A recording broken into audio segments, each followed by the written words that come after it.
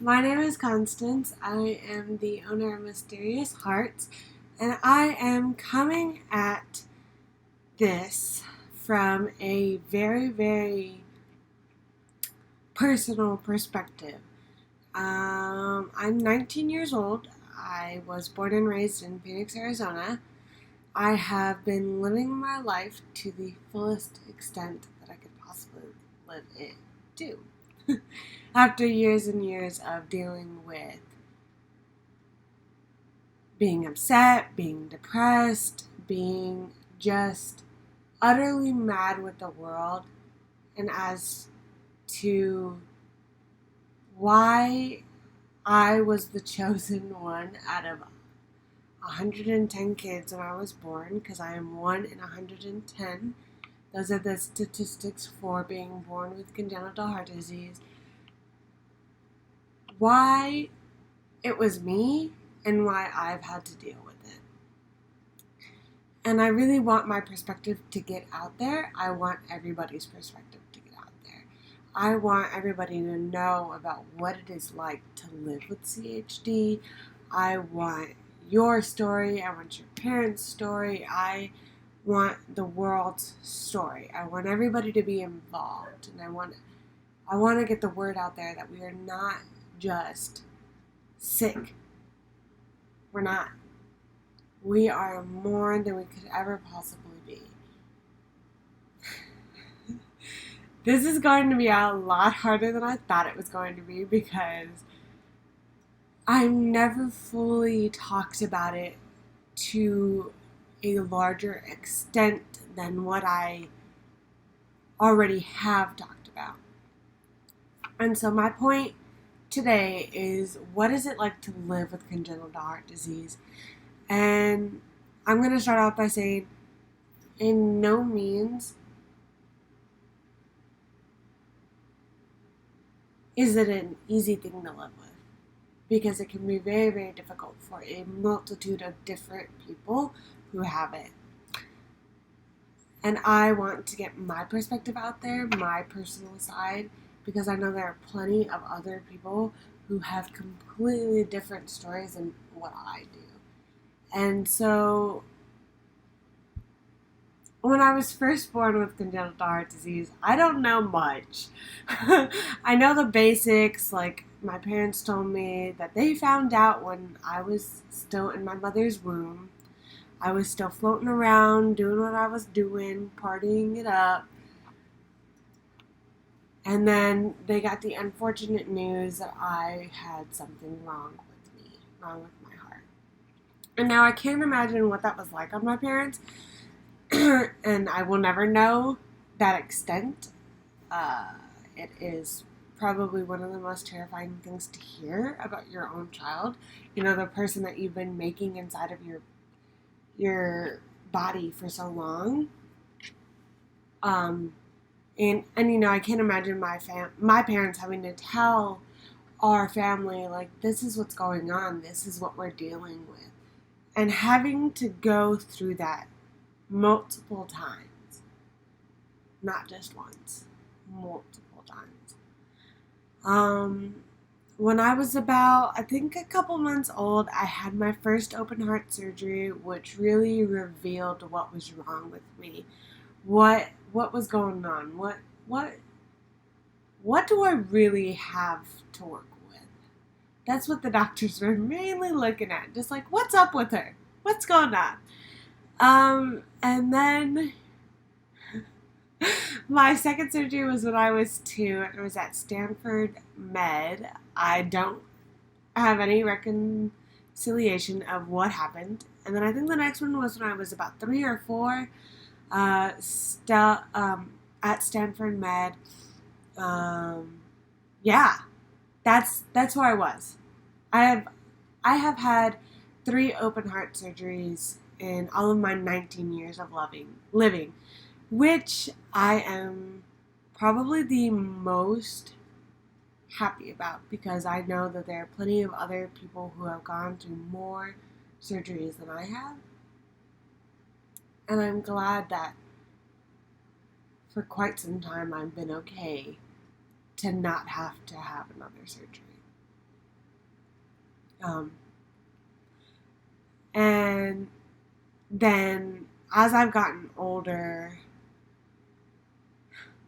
let's just say I was a daredevil. I was a daredevil child. I guess when we were staying at one of the hotels for my surgery, after it, I had this cute little pink dolphin balloon-ish thing, I guess. And it started to float away from me as I was sitting on the bed watching TV, cartoons. And I just decided, you know what, let me go for it. Let me jump off the bed, grab the dolphin mid-air, and catch it. And then fall to the ground onto it and then land on my back. I scared the living crap out of my parents. But that's okay. It's okay. It's okay. Because I'm still here. And as I've gotten older, I've learned a bunch of different things about how to take care of myself, how to deal with it, how to sort of live my life with this. And those are going to be a bunch of different topics that I go over through this podcast, through this video, through everything that I talk about. And so I was told at an older age that when I was younger, I was going to die. I was meant to die when I was a lot younger. I think my parents told me it was about 10 minutes after I was born that it was not going to be a good situation. And that's okay, because when I gathered that information, I was so terrified for my life after that, because it's a scary and stomach-turning feeling, in all honesty. So at moments, I would be scared to even go to bed because I was like, well, what's going to happen? Am I honestly going to wake up in the morning, or am I just going to be sick? Am I just going to pass away in my sleep? And sometimes I'd wake up and I would be scared to go to school. I'd be scared to socialize, and I'd be scared to, even deal with anything, because I was scared that it would be my last day. It'd be the last day that I get to see my parents, my siblings, my significant other, it is a terrifying thing to be told that you were meant to pass away. You were meant to go. And in my personal experience, it was very, very hard to deal with, because I was just scared. I was just scared that was going to be it. That's it. You're done, Constance. You're done. That's it. And I kind of learned after a while that if it's going to happen, it's going to happen. It will be decided when my time has come, and I will go. And at my age,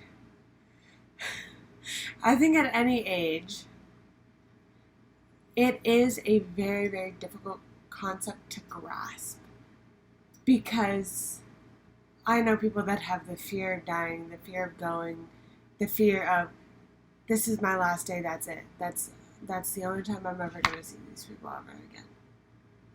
And I get it sometimes. I get it when I'm taking a shower and I close my eyes and I'm like, holy crap. This could be the last time that I see anything. This is the last time that I could see the shower running. I get out of the bathroom, I see my mom, I see my dad, my little brother, anything. And it's terrifying. It is a very, very difficult concept to grasp, and it's not an easy one to do. And it takes a lot of time. It took me a long time. And that's okay, because everybody goes through it differently. And you just have to be like, it's going to happen. I don't know when. I don't know how. But it will happen. And it's okay. It's going to be okay. And once I moved on from that, I kind of led myself into thinking, you know what, maybe if I really just take care of myself, maybe I can prevent the whole thing from happening. That's not going to happen, but A girl can dream, okay? As I got older, I started to learn that, like, my parents are not going to take care of me. Not for as long as I want them to take care of me, because I wish that I could be babied basically all the time, because I like to be babied. I like to be cuddled. I like it. That's how I am sometimes. Other times I'm like, don't touch me. But that's okay. I started to take care of myself more and more. I learned that I had to take medications all the time. And medications are not fun. Medication. Take one of these, take one of this, take 3 of that, take 4 of this, take 7 of this, take a huff and a puff here, a huff and a puff there. It is just time consuming on my part. Sometimes I'm just like, you know what? I really don't want to take my meds. I'm done. I'm over it. Maybe I don't need them today. You need them. You need your meds every day. I know it's very, very hard when your parents kind of give you the responsibility, because it was happening to me. When I got my responsibility, it just kind of like, oh, I forgot one here, I forgot one there, I forgot one here. It's like spending money on fast food. It just kind of adds up really, really quickly. And you just kind of like, your body just starts to drain. And your body just starts to get more tired and more fatigued. And you just start to feel just like, oh crap, I'm not going to be able to make it through the day. I'm not going to be able to survive. And it's hard. It gets very, very hard. And I say now, after I've learned my lesson, taking medications every day is such a crappy feeling. I don't like to take them. Sometimes they taste gross. Sometimes I don't taste them anymore. Sometimes I'm just over it. I really don't want to waste sitting there for 5 minutes, because I like to procrastinate, taking my meds. I get tired of it. I'm done. I'm over it, and I don't care. But taking medications every day is worth it, because it allows my heart to continue to beat. It allows my heart to continue to work as hard as it can. And so I don't run into certain things of becoming fatigued easily, becoming just done and tired, and my body aches and my heart feels like it's not working. And just taking your medication every day is time consuming. But it is also a thing that many, many people face. And you really just got to think about it like, it happens. It's something that's going to keep me alive, and that is okay. And in all honesty, when people ask me about this, Cousins, what's wrong with you? Cousins, what's this? Cousins, what's that? Cousins, explaining it all the time when somebody asks, when I was little, when I was like about in middle school, when people would ask, it would only to be turned around to bully me and to make fun of me and to belittle me because I was different than everybody else. And it wasn't fair. You know, in my eyes, it was not fair.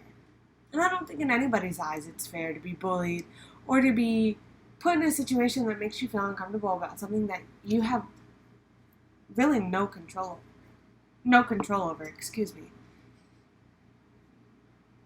And it's hard to explain it all the time. It really, really is, because I found ways to like cover it up that like you really can't ask me, by covering up my scar, because I have a scar across my chest. It goes from my up right here, I think you can see it, and then down just before, I got a little bit of space before it hits my belly button. You know, I got my scars from the tubes that were in there and everything. So I probably got 1, 2, 3, 4. I think I have 4 scars on my chest. Which is another thing that we'll get into. But like, explaining it to people all the time. When I got into high school, I was able to cover it up with my t-shirts sometimes. And honestly, when you're in high school, you just kind of like stop giving a crap about anything and about anyone. So when I met a lot of my friends in high school, they were really, really cool people. I missed them all the time. I don't talk to a lot of them anymore, actually. But I was in a special program. It was like a bunch of rigorous classes, like all honors courses and stuff like that. And the class that I was with was probably one of the greatest for me to be in. I made a bunch of friends in the older class, I made friends in the younger class, but I actually liked my class sometimes. Sometimes. Let me just throw that out there. Sometimes. This has nothing to do with anything, but I liked my class, and I liked that I was able to meet a bunch of people that didn't ridicule me on my heart condition, as before I had dealt with in middle school. And so I was okay with having a scar across my chest. And just to throw this out there, when I was 8 years old, I started to attend this camp called Camp del Corazon, which is a heart camp for congenital heart disease patients. And they all have scars. We all have scars, literally. We all have scars because all the doctors had to do something to look at us. So we all have scars. And I realized that my scar is the most unique thing about me. Besides the fact that the top of my heart is twisted backwards, that is the most unique thing about me, is having a scar across my chest, because you can't see the top of my heart being twisted backwards, you just see the scar. So that's the only important part. Nothing else. And I got used to it, and I got proud of it, and I got to being like, this isn't my body. This is my chest, not yours. You can say whatever you want, but only I know that I'm going to be okay with it. That I'm going to love my body regardless. I have plenty of other things to worry about, like, am I going to pass my class? I don't know, because I'm sitting at a D. But that's okay, because I had one less thing to worry about once I started to love the fact that I had a scar across my chest. I began to praise the people that opened me up because they put it there. And I'm in love with my scar. Do I like it being touched? Absolutely not. Only I have been able to touch my scar. I have been around people that just decide to poke me. Nope. And please do not do that. If you see anybody, don't poke them. Don't touch their chest. Just don't. Because it's a weird sensation to me personally. But you're also invading my personal space. And if you don't want your personal space invaded, don't invade mine. And even if you do enjoy your personal space being invaded, just think about how another person may not want their space invaded. Just don't touch my scar. You have no reason to. I love you. You're probably my friend, but please don't touch my scar. My scar is me, and it's mine, and it's for me only. And I'm currently, I go swimming a lot, so my scar is more exposed, and I got in the pool the other day, and my friend was helping me put sunscreen on, but I had already wet my hands because I was already in the pool, and I couldn't put sunscreen on my chest. So due to unfortunate circumstances, because I didn't think about sunscreen at all, and he did, because all he does is burn like a cherry tomato. He burns, okay? My friend just burns. He was helping me put the sunscreen on, and he started to, he purposely knows not to touch my scar, and he was like, I'm gonna have to touch it, and I was like, okay, and I flinched, and he was like, alright, we're done. We're not doing it anymore, we're done. No longer, I'm gonna just stop. I was like, great. Great, great, great. And I'm glad that he knew that boundary because I just get uncomfortable. And some people love to be like, oh yeah, here, this is my scar. Look at it, touch it, do what you want. You can look at my scar, but please don't touch my scar because it's just a weird sensation for me. But it's also something I've come to love, honestly. And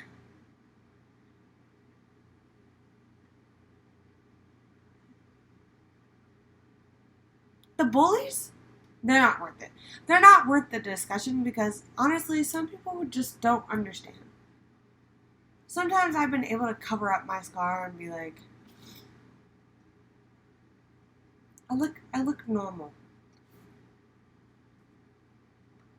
I look normal, okay? And I'm not. I'm really not. I am in no way normal at all. But I have had one moment where I am unable to take the stairs, so I can't go up any stairs. I get easily fatigued. I get extremely tired. There's only certain things certain CHD patients can do, dependent on air, dependent on, their walking ability, dependent on their heart strength. There's only so many things that certain people can do, and I'm unable to go up the stairs and deal with that. I can't really get up the stairs because I just get very, very tired easily, and I start to my entire body just starts to diminish itself.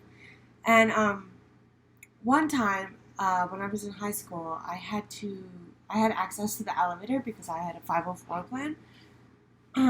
I was a physically disabled student. The elevator wasn't working, so I wasn't able to get to my class in time. Eventually, security was called. They fixed it and everything, but I wasn't able to get to class on time, so I was already running late. And I believe that one teacher had gone up to another and said, I think, why is she late? Why doesn't she just take the stairs? And the other teacher had known me and known why I wasn't able to, and just kind of like lost her cheese. She lost it. She literally lost it. And she just went off on this other teacher and was like, you don't even know what's wrong with her. You're just standing over here talking to me and you don't even know what's going on. You don't even know what her problem is. Like, she's a physically disabled student and you just want to like come over here and be like, why can't you just take the stairs? And it was just like a big thing. And my theater teacher had told me this. And shout out to my theater teacher, the most amazing teacher I've ever had. I love her. She's great. She's amazing. Anyways, she was like, it's like when some people say there's nothing wrong with him. I don't see anything wrong. I'm studying to become a clinical psychologist, in which I want to work with mentally ill patients. So, when you have a mental illness, nobody sees it. You can't. It's not their brain. They don't know what's going on. But it can be the same thing for a congenital heart disease patient. Just because you can't see it doesn't mean it doesn't exist. It exists. And you just need to educate yourself. Because everybody needs to be educated in this world. Everybody needs to be learning all the time, exploring all the time, anything. You need to educate yourself on all things in the world. There are a billion things in this world that everybody can learn about. And it's amazing. Moving on. I want to say being different is being pretty cool.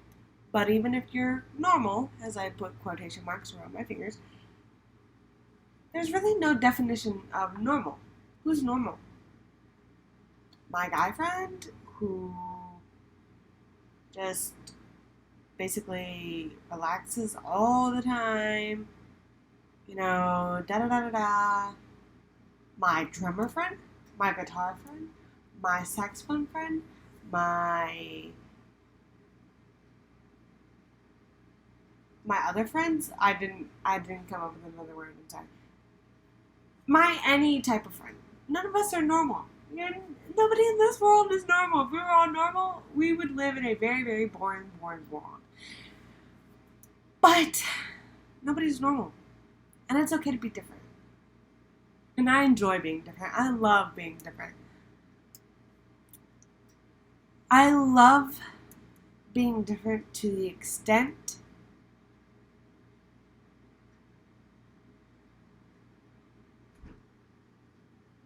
of I can be full on happy, and I can learn to love everything about congenital heart disease, and I can push past my scary mindset to just live and finding a way to just live. Because at one point I was very, very depressed, and I lost a huge portion of my life because I couldn't get back up. I was so scared and so done and felt so alone that I couldn't really be happy anymore. Because I couldn't speak to my parents because they're really just on the outside looking in. I understand what they dealt with and I understand what they went through. I will never know to the full extent, but I understand that they had to deal with a large portion of my of my heart condition. But they're honestly just on the outside looking in. And it's very, very hard to talk to them sometimes. And it's very hard to get them to understand my standpoint sometimes when I say, I'm tired, I can't do this, I don't want to do this, it's not worth my time to do this. Well, as I was growing up, it was very, very hard to get them to see that because they didn't have to feel it. They had to watch it, but they didn't have to feel it. And feeling it is the worst part. Because you're just done. And it's very, very hard to cope with. Because I was probably depressed my sophomore year. Maybe 2 months or more.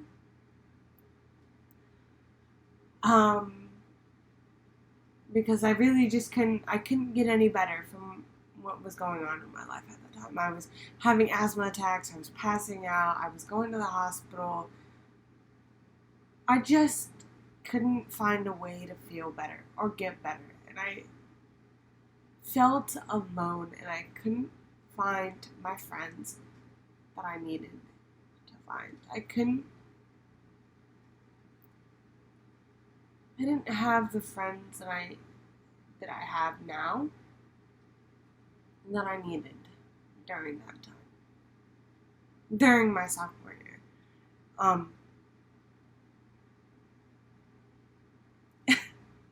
Sorry. I'm like, this is hard to talk about sometimes.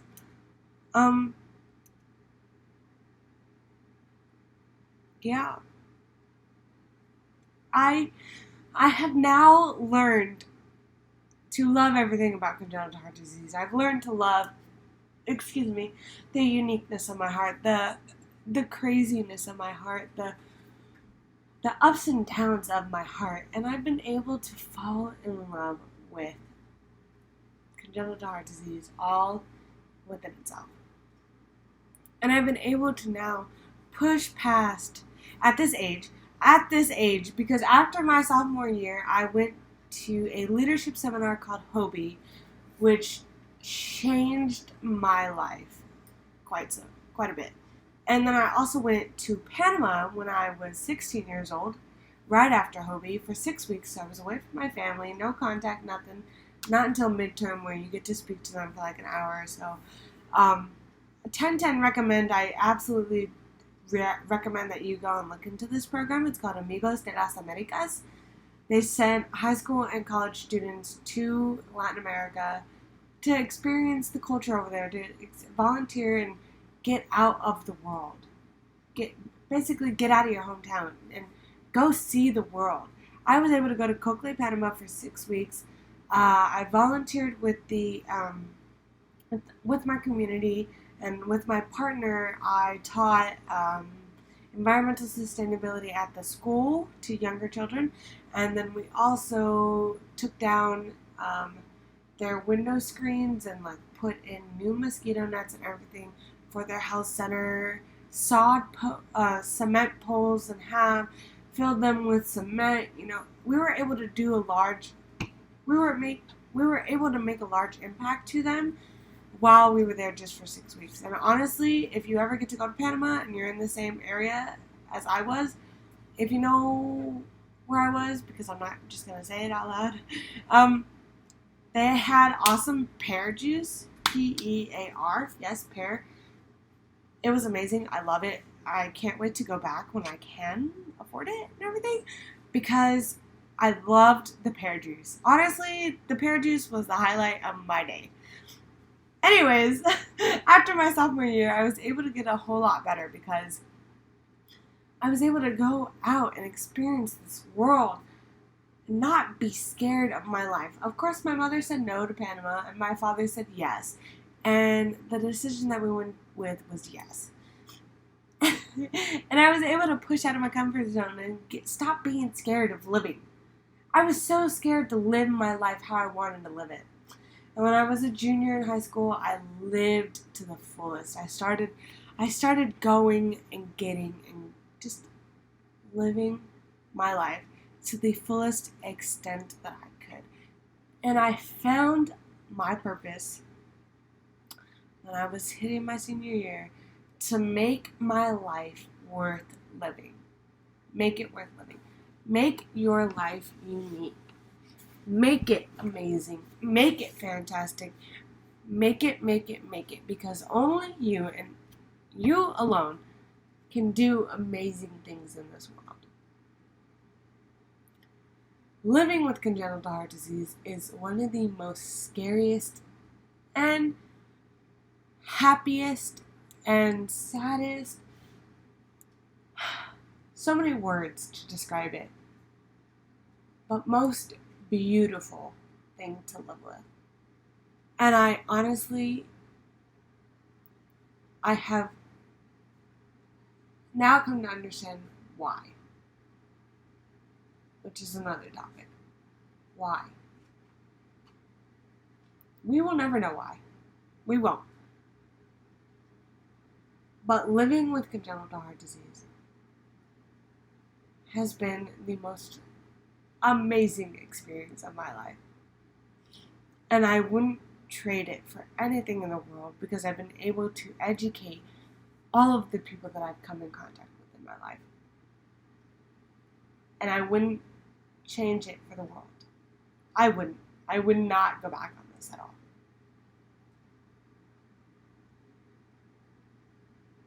Yeah. That's what it's like to live with congenital heart disease. It's crazy. It's up and down. It's psychotic. It's all over the place. But it is worth it. It is worth it. I promise. You or your friend or your mom or your dad, it is worth living with. Thank you. Thank you so much for listening. Thank you so much for coming along. Thank you so much for being a part of this. Just thank you. Thank you. If you or your family member or anybody that you know would like to share their story on Mysterious Hearts, please do not hesitate to give us an email at C, as in cat, mysterioushearts@gmail.com. Or if you would like, just go to mysterioushearts.com and you can leave us a little, you can just email us through that if you don't want to actually just go through that. You can go through the website. Go down on the first page. You'll be able to see our contact information. Yes, I'm Constance Miranda. I'm the owner of Mysterious Hearts. This is just the very beginning, and I will hopefully see you guys another time. Bye.